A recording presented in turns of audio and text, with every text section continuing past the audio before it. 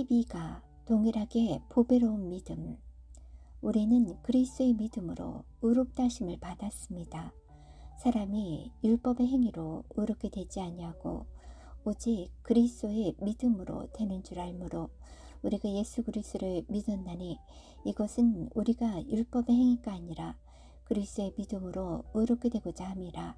율법의 행위로는 어떤 육체도 의롭게 될 수 없느니라.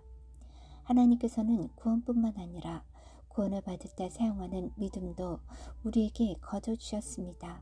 거듭나기 전 우리는 죄에 너무 중히 묶여 있었기 때문에 하나님께서 우리를 위해 이미 값을 치러 놓으신 구원임에도 불구하고 내 능력으로는 그 구원을 받을 수가 없었습니다. 우리 마음과 생각이 너무 부패하여 믿을 수 없었던 것이죠.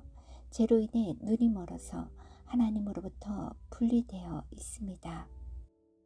그러나 하나님께서는 누군가가 우리에게 전한 말씀을 통해 우리 어둠을 뚫고 오셨습니다.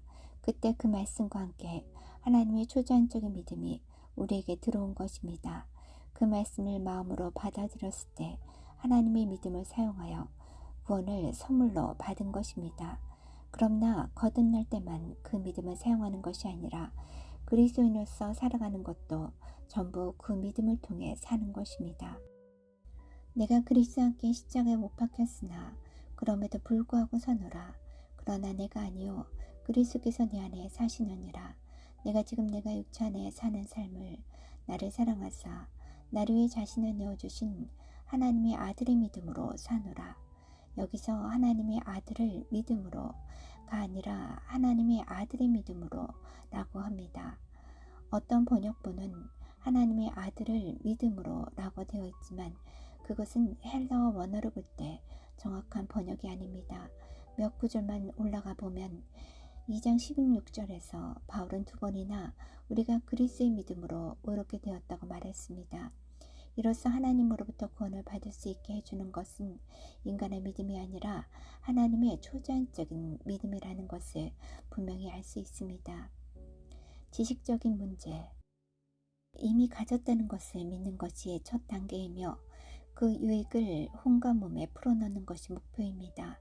우리 영 안에 있는 다른 것들처럼 우리의 믿음도 내 행위에 따라 변하지 않습니다.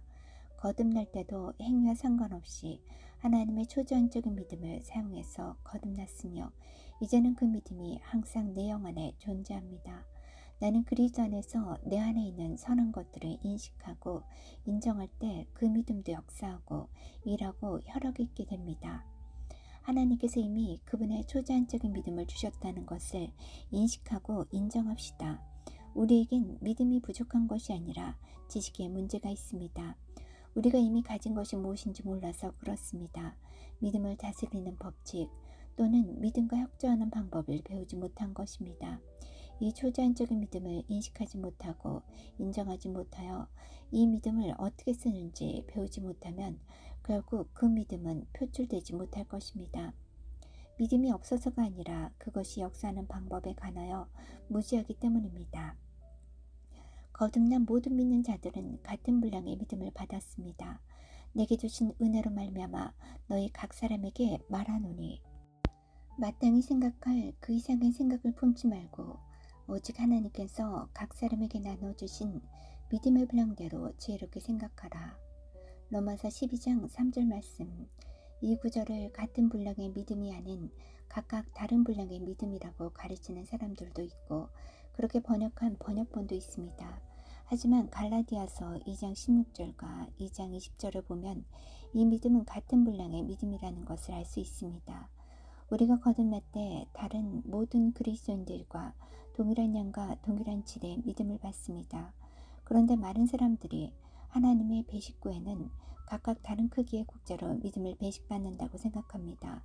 어떤 사람에게는 커다란 국자로, 어떤 사람에게는 티스푼으로, 또 어떤 사람에게는 한 수저 가득, 또 어떤 사람에게는 한 방울만 준다고 말입니다. 하지만 로마서 12장 3절은 이런 잘못된 생각을 잘 반박하고 있습니다. 실제로는 모두 한 국자 가득 받았습니다. 같은 분량의 믿음이라고 하고 있으니까요. 어떤 사람들은 겉으로 보기에 분명 더 큰 믿음을 행사하는 것처럼 보입니다. 저들은 나보다 믿음이 크네 라고 생각될지 모르겠지만 그것은 다만 그들의 믿음이 물리적인 영역으로 더 많이 표출된 것뿐입니다. 다른 말로 하자면 그들은 내 믿음과 같은 분량의 믿음을 나보다 더 많이 사용하고 있을 뿐입니다. 저와 여러분이 동일하게 1000불짜리 상품권을 받았다고 해봅시다. 저는 800불짜리 음향 장비를 구입했고 여러분은 200불짜리 가죽 잠바를 샀습니다. 같은 상품권을 받았지만 매우 다른 결과를 경험하고 있는 것입니다. 베드로와 바울 그리고 나. 바울은 예수의 믿음을 사용했습니다. 갈라디아서 2장 20절에서 그는 이렇게 말했다고 볼 수 있습니다. 나는 예수께서 이 땅에 사셨을 때 사용하신 그 믿음과 동일한 믿음으로 살고 있다. 또한 로마서 12장 3절은 믿음의 분량은 모두 같다고 계시하고 있습니다.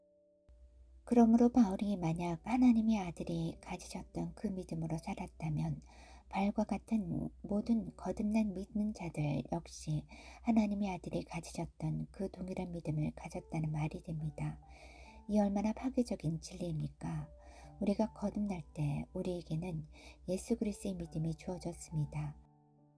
그것을 어떻게 풀어놓는 것인지는 아직 몰라도 그것이 내 안에 존재한다는 것과 그 믿음을 풀어놓을 수 있다는 것만 알아도 그 믿음이 표출할 때까지 포기하지 않을 수 있습니다.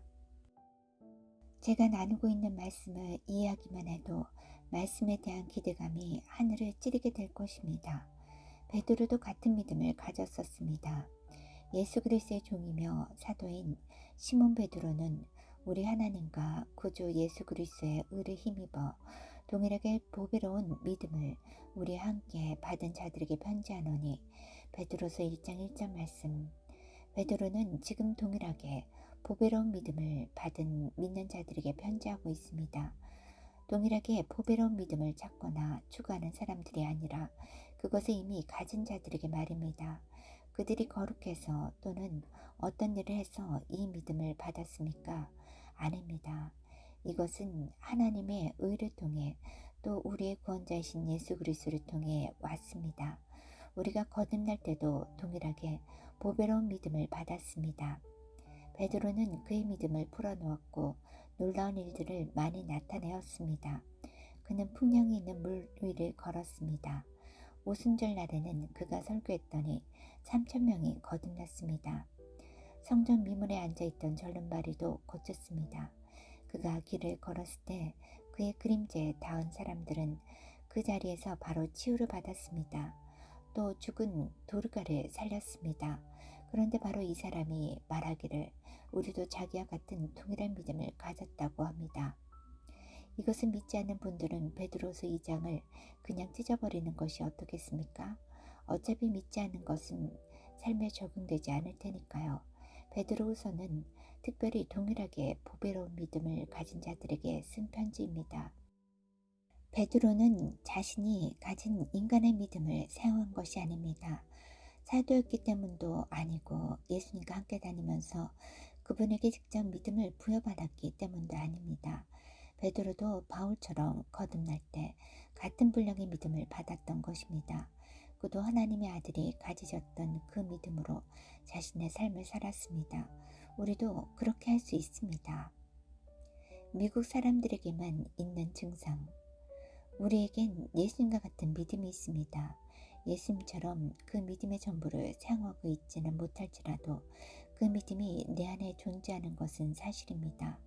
그런데 우리 혼은 마치 필터처럼 영에서 물리적인 영역으로 흘러가는 것들을 걸러냅니다. 우리의 생각과 개념 중에 하나님의 말씀에 반대되는 것들이 모두 이 흐름을 차단합니다. 생각이 완전히 엉망진창이라면 영 안에 있는 것들을 혼을 통과할 수 없기 때문에 밖으로 표출되는 것이 거의 없을 수밖에 없습니다. 그래서 영 안에 있는 것들을 행동과 결과로 볼 수 없는 것입니다. 그러나 생각을 새롭게 하면 할수록 우리 안에 있는 하나님의 초자연적인 믿음이 점점 더 많이 표출될 수 있을 것입니다. 저의 삶에도 하나님의 믿음이 점점 더 놀랍게 표출되고 있습니다. 역시 하나님의 믿음에 관한 완벽한 예는 아니지만 제가 본 앞에서 죽었던 사람들이 살아나고 기머거리의 귀와 눈먼 자의 눈이 열린 일이 한두 번이 아닙니다. 자연적인 능력으로 얻을 수 있는 것을 훨씬 더 초월하여 성령님의 은사가 저를 통해 흘러갈 수 있었던 것입니다.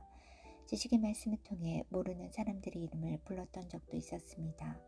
수많은 사람들의 질병과 고통 또는 사람들의 부부관계 문제를 저 영으로 정확하게 감지한 적도 있습니다. 이렇게 하려면 믿음이 필요합니다. 저 역시 완벽하게 표출해내지는 못하지만 제가 경험했던 것들은 점점 증가하고 있고 긍정적인 결과를 가져다 주었기 때문에 말씀드릴 수 있습니다. 이 모든 것이 가능했던 이유는 하나님의 초자연적인 믿음이 이미 내 안에 있다고 믿었기 때문입니다. 저는 더 많은 믿음을 얻으려고 노력하지 않습니다. 이미 가진 것을 풀어내는 방법을 배우려고 노력할 뿐입니다. 아프리카를 향한 열정이 가득한 독일의 세계적인 치유사역자 라인하르트 본케가 한 번은 TV에 나와 이런 질문을 받았습니다. 왜 미국보다 제3세계 국가에서 치유가 훨씬 더 많이 일어나는 것일까요? 그들에게 믿음이 더 많아서일까요? 라인하르트 본케는 이렇게 대답했습니다. 그 질문 자체가 말이 되지 않습니다. 제가 만난 사람들 중에서 오직 미국 사람들만이 그렇게 생각합니다. 믿음에는 큰 믿음, 작은 믿음이 없습니다. 다른 나라에서는 믿거나 안 믿거나 둘 중에 하나죠. 미국인들만이 믿음에는 여러 단계가 있다거나 믿음이 찼다거나 이제 믿어지기 시작했다는 개념을 가지고 있습니다. 하지만 그런 생각들은 예수님께서 마태복음 17장 20절에서 가르쳐 주신 것과 다릅니다. 예수님께서는 우리가 겨자씨만한 믿음만 있으면 이 산대로 움직이라고 했어도 들었을 것이라고 하셨습니다. 산에게 말만 해도 말하는 자의 믿음이 역사할 것이라는 뜻이죠. 이 계시를 받아들인다면 우리의 삶에 얼마나 큰 변화가 있겠습니까? 지금 담대하게 진심으로 이렇게 선언하십시오. 구원받았을 때 나는 같은 분량의 믿음을 예수님께 받았다. 그리스도의 믿음이 내 안에 있으며 이것은 다른 거듭난 믿는 자들의 믿음보다 더 크지도 않고 더 작지도 않다. 나사로를 살리실 때 예수님께서 사용하신 그 믿음이 지금 나에게도 있다. 내 영 안에는 예수님과 동일한 능력, 동일한 기름 부으심, 동일한 잠재력이 있기 때문에 이제 문제는 생각을 새롭게 하는 것에 있다. 이제 오늘부터 나는 내 삶에 하나님의 영광이 점점 더 많이 표출될 것을 보게 될 것이다. 아멘.